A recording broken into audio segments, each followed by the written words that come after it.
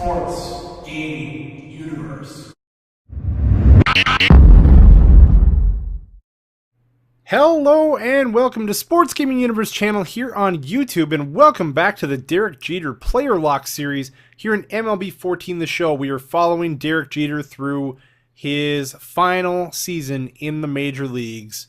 Yep, he is going to hang it up after this season, so we thought we would go ahead and use him as a player lock series, which is a lot like doing Road to the Show, except you're using existing players. So we're trying to honor the final season for Jeter by playing through it and comparing it to what he's doing in real life. So far, the video game is outpacing his real life stats, but we'll see how things go here, and we'll compare his stats as they lie today, May 24th.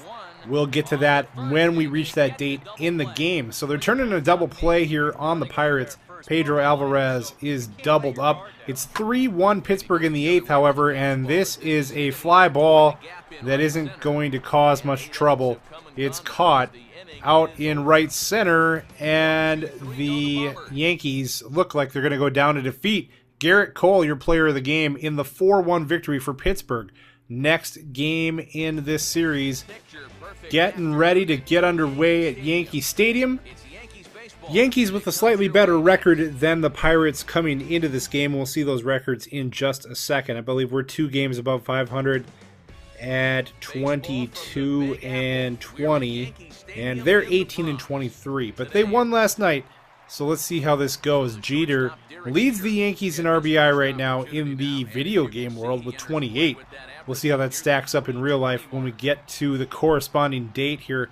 But we got to catch up a little bit. And how cool is this? I've seen the team signs before, but I was taken aback by this. There's actually a Jeter sign in the game, in the crowd. How cool is that? Now he chases a two-seam fastball out of the zone there with 2 strikes, and Francisco Liriano sets him down, looking a little bit foolish, but he comes back and gets revenge with a base hit up the middle later in the ball game.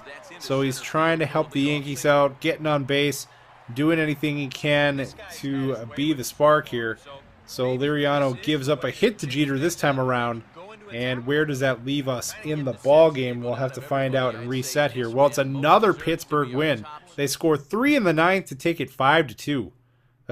Ouch. Okay, so last game of the series with the Pirates. What a beautiful day at Yankee Stadium. Look at this, my oh my. So it's 22 up and 21 down the record now, and Jeter is singling to center again. That one with some emphasis. He hit that quite hard, and he'll be on first base. That's worth another look at the swing of the captain, Derek Jeter, as he takes this one to center off of Wandy Rodriguez and gets himself on base. Now, the Yankees need a win in this here. They don't want to get swept. So let's get out the big bats, shall we? Mark Teixeira is going to take this one into the right field seats. That's a 3-run shot for Teixeira. It builds on their 1-0 lead. It now makes it 4-0 Yankees. Jeter got himself on base. You then had a walk right behind him, and then Teixeira goes yard to bring them all home. 4-0 now.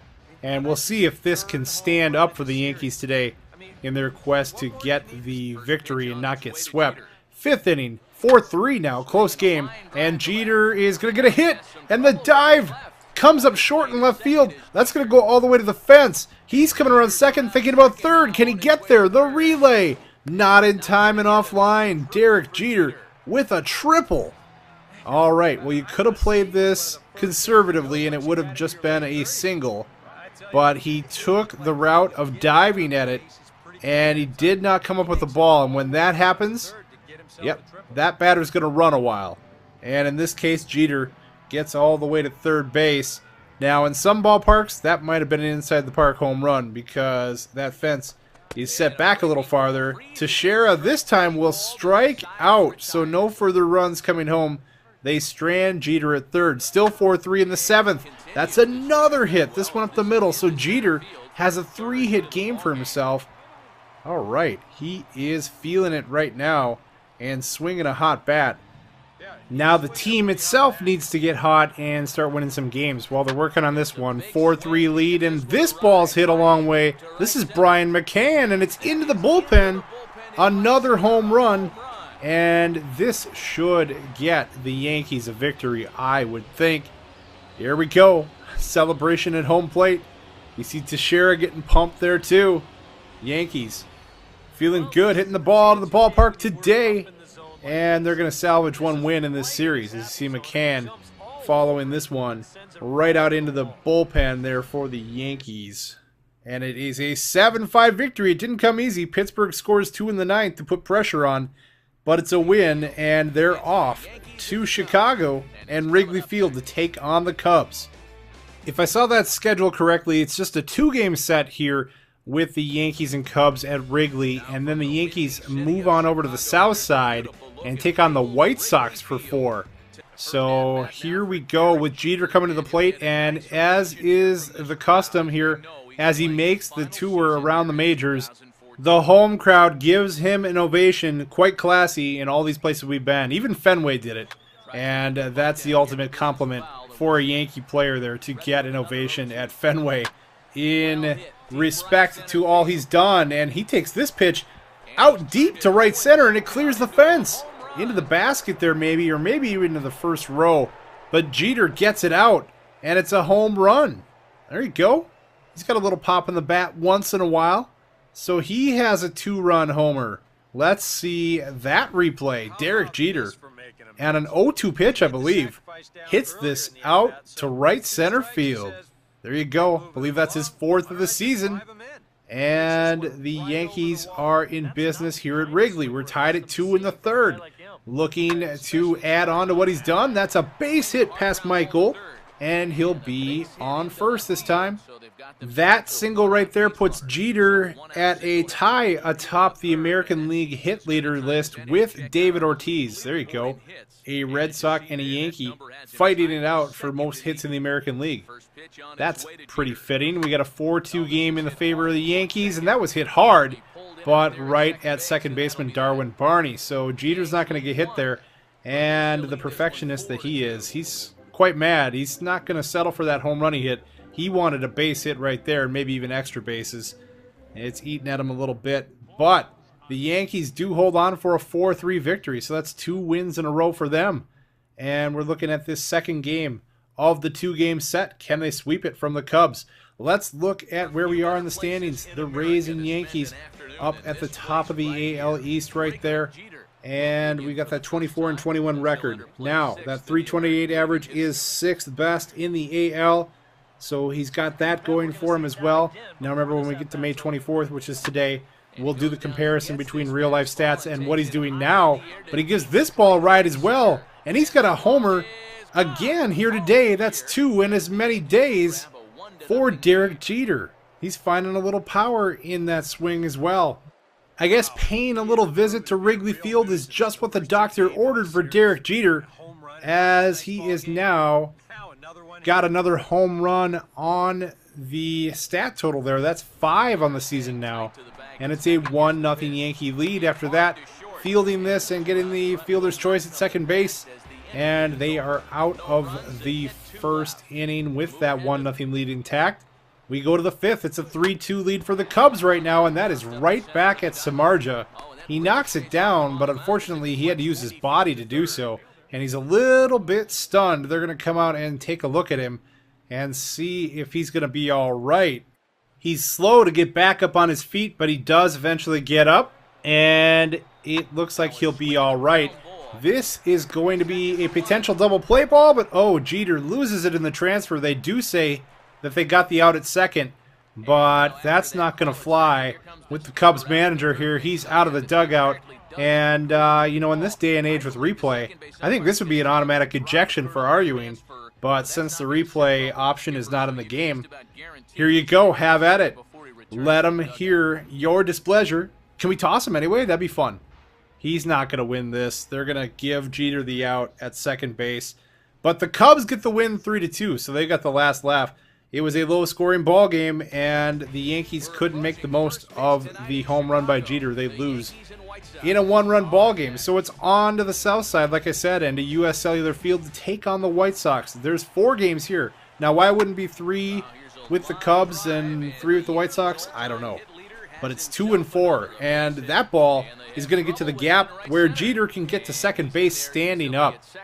And with that extra base hit, where is he on the doubles leaders for the team? Well, he's tied with Jacoby Ellsbury for the most on this Yankees roster with 12.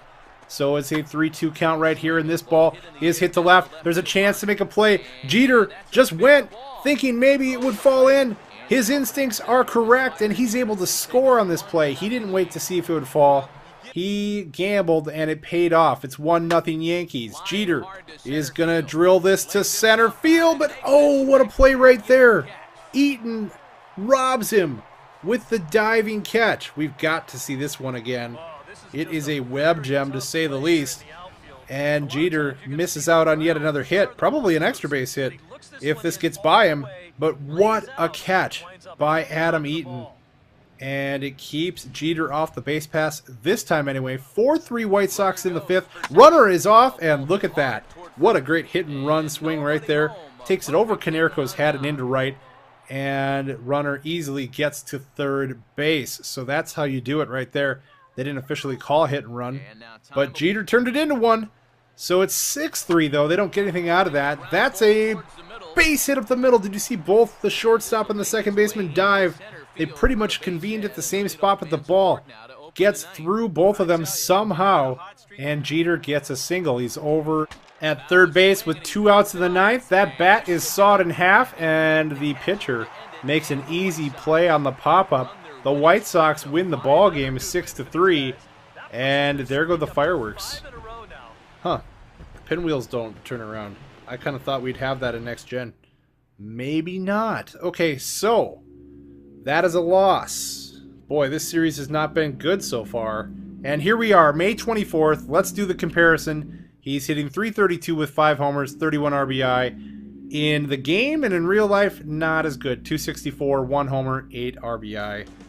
So unfortunately, the real life story of the final season, the final run for Derek Jeter, not playing out quite as nicely as it is for us simming this. And what is going on with Jacoby Ellsbury at first base there? I'm telling you, we didn't get it into the highlight package, but earlier while I was playing this footage, Ichiro was also picked off at first base. The amount of pickoffs at first is too damn high in this year's game. Just saying, we got to tweak that a little bit.